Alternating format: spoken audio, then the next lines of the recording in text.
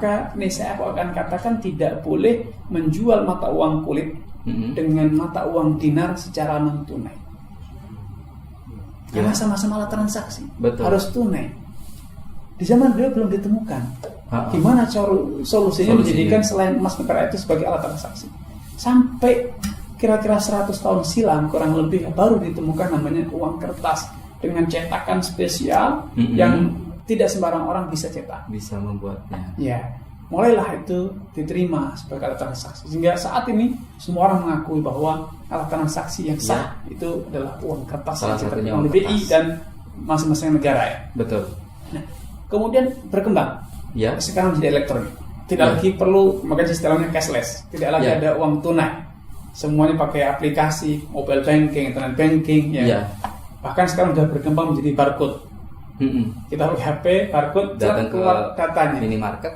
Betul. Tinggal di barcode. Sehingga, dan itu diakui secara legal, secara luas bahwa itu sebagai alat transaksi. Nah, apapun intinya, apapun yang diakui dan diterima secara luas oleh masyarakat sebagai alat transaksi dan pembayaran secara final, maka itu dia katakan sebagai uang. Betul. Nah, dengan demikian, ketika kita sekarang berbicara tentang perniagaan online, maka perniagaan online bisa dilakukan dengan pembayaran uang transfer atau dengan uang elektronik yang telah terlebih dahulu kita top up ya, kita simpan di e-wallet atau dikenal dengan dompet virtual. Itu berarti kita telah melakukan pembayaran. Atau sekarang karena perdagangan online sudah dikenal namanya COD, cash on delivery. Jadi barang dikirim dulu, kurirnya yang menerima pembayaran dari kita. Itu secara Islam sah-sah saja, tidak masalah, baik dengan dompet virtual atau kita transfer ke rekening, baik itu rekening virtual account ataupun rekening biasa. Itu semua memenuhi konsep pembayaran dalam Islam. Hanya saja tadi yang pantangan adalah tidak boleh beli emas dengan transfer karena emasnya tidak mungkin serah terima tunai. Yang jadi masalah isu yang perlu diwaspadai di sini adalah potensi riba. Ketika kita menggunakan dompet virtual atau e-wallet, karena dompet virtual itu berarti kita menabungkan sejumlah uang. Seperti halnya ketika kita punya rekening, dana kita tersimpan, kemudian kita melakukan transaksi menggunakan mobile banking atau internet banking. Nah, di sebagian lembaga perbankan, ketika kita menggunakan kartu debitnya untuk bertransaksi, kadang mendapatkan promo 5%, 10% potongan harga. Di mall-mall, di pusat belanja ada itu tulisan bagi pengguna kartu bank A misalnya, akan mendapatkan diskon 5%, 10%. Nah, diskon ini adalah riba. Tidak boleh, Ustaz, ya? Tidak boleh, karena dana kita yang tersimpan di rekening itu adalah piutang kita. Kita punya dana terhutang oleh bank, dan kemudian bank memberikan keuntungan berupa potongan harga dari pembayaran yang oleh pusat belanja tadi akan diklaimkan ke bank. Jadi kita mendapatkan keuntungan itu karena kita punya dana tersimpan. Dalam hadis ini ditegaskan, dalam hadis Fudhalah bin Ubaid, kullu qardin jara naf'an fahuwa riba. Setiap piutang yang mendatangkan keuntungan maka itu adalah riba. Demikian pula ketika kita top up sekarang, konteksnya bukan bank, konteksnya adalah sekarang dompet virtual atau wallet. Wallet itu adalah kita nyimpan sejumlah dana, kemudian ketika kita gunakan untuk berbelanja, maka ada potongan harga, diskon ataupun bebas ongkos kirim. Maka potongan harga inilah yang namanya riba. Waduh, ini bebas ongkos kirim inilah namanya riba. Kalau tidak ada potongan harga, tidak ada bebas ongkos kirim, maka clear, boleh. Seperti halnya kita menggunakan rekening debit ya, kita transfer, tidak ada potongan harga, halal, tidak masalah. Betul. Nah, yang jadi problem ini Ustaz ya, jadi problem pada akhirnya nanti kalau misalnya itu terjadi pada jual beli offline, kayak misal yang Ustadz Arifin Badri sampaikan dan contohkan tadi, ketika kita ingin beli baju di departemen store tertentu, dengan menggunakan kartu debit bank A dan C dan seterusnya dapat diskon 5%. Mungkin kita bisa menolak Ustadz ya, ketika itu juga, enggak usah, saya enggak butuh diskon ini, saya pengen beli sesuai dengan harganya saja. Mungkin kita bisa menolak dengan melakukan hal seperti itu. Tapi kalau misalnya di aplikasi-aplikasi tertentu Ustaz ya, kita order makanan misalnya ya, kita delivery order Ustaz ya, Betul. di beberapa aplikasi tertentu gitu untuk beli makanan ini dan seterusnya, itu kan secara otomatis Ustaz Ya. free ongkos kirim, jadi kita nggak bisa menolak gitu loh Ustaz. Ya. Nah itu bagaimana Ustaz cara, misal kita udah mager banget ini Ustaz di rumah, udah pengen makanan itu gitu loh Ustaz. Baik. Nah apa yang harus kita lakukan ketika kondisi seperti itu Ustaz? Baik. Kalau Iya, orang lagi mager, malas gerak ya. Iya, Malas malas untuk gerak. mana-mana. Kita pengen beli. Pertanyaannya, haruskah beli? Adakah yang maksa kita beli? Mm-mm. Itu pertama. Kemudian kedua, haruskah dan apakah ada yang maksa kita untuk menggunakan aplikasi tersebut? Aplikasi banyak. Betul. Haruskah yang ketiga? Haruskah kita menggunakan yang kita top up terlebih dahulu? Iya. Ewol. Ha-ha. Kita bisa kok beli di aplikasi yang sama, di marketplace yang sama, atau yang lain ya, dengan menggunakan transfer. Yang di situ ada opsi pilihan pembayaran di tunai. tempat.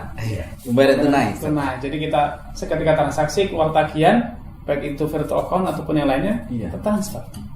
Dan kalau sudah berbicara mager, pasti sudah punya rekening, Betul. pasti sudah punya mobile banking Iya. atau internet banking, sehingga tidak ada alasan untuk mengatakan tidak. Opsinya sangat bisa, cuman masalahnya Mau atau tapi kan tidak gitu. harganya berbeda ya, itulah kuncinya. Iya betul Ustaz.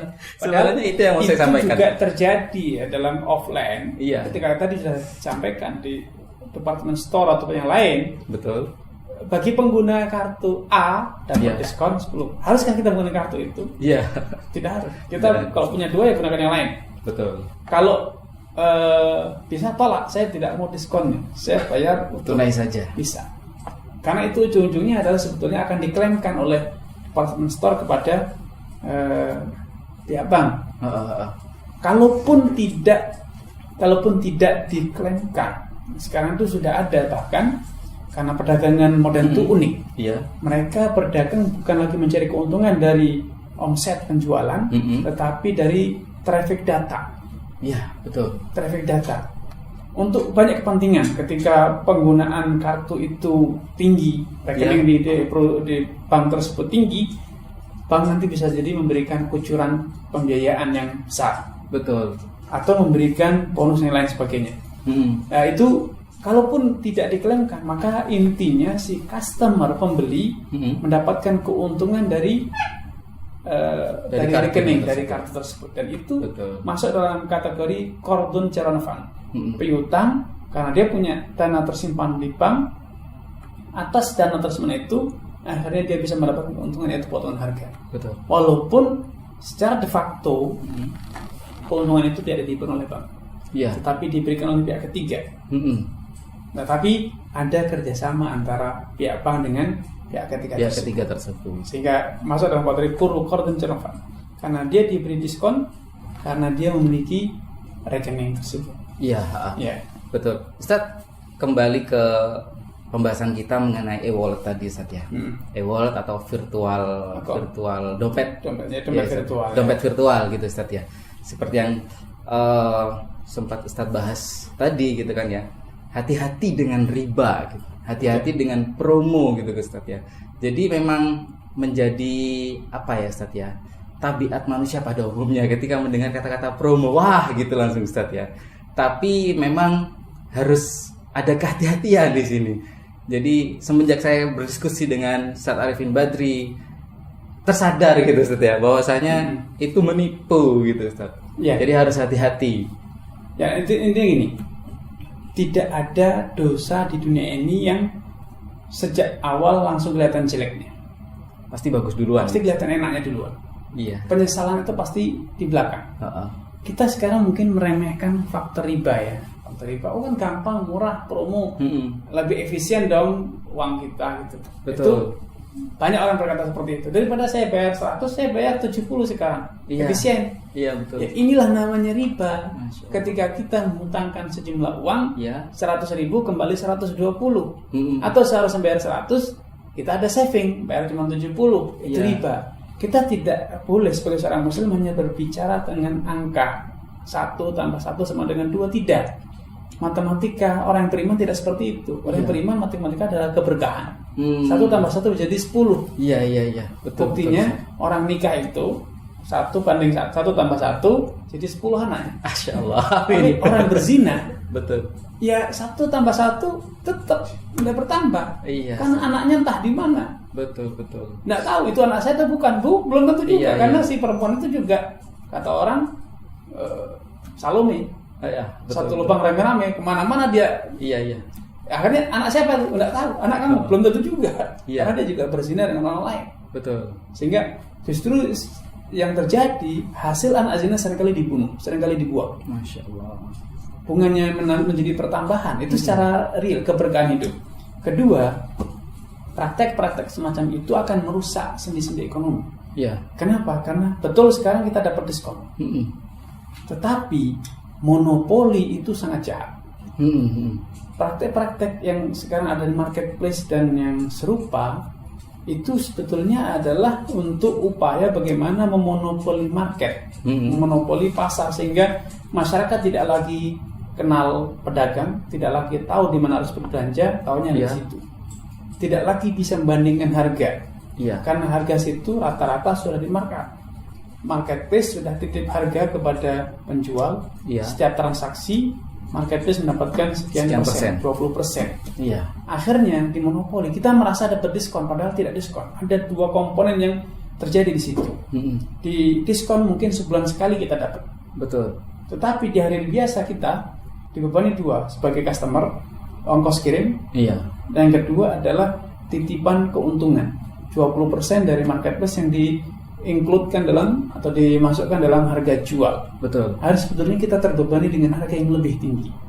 Di sisi lain, penjual supplier tidak lagi kompetitif. Iya.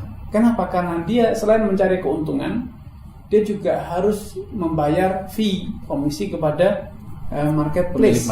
Akhirnya tidak punya. Dan itu yang terjadi sekarang. Marketplace yang ada itu sekarang setelah sekian lama memonopoli data. Ketika ada barang yang laku, dia buatlah sekarang grosir. Betul. Jadi kalau antum cari di internet sekarang sudah ada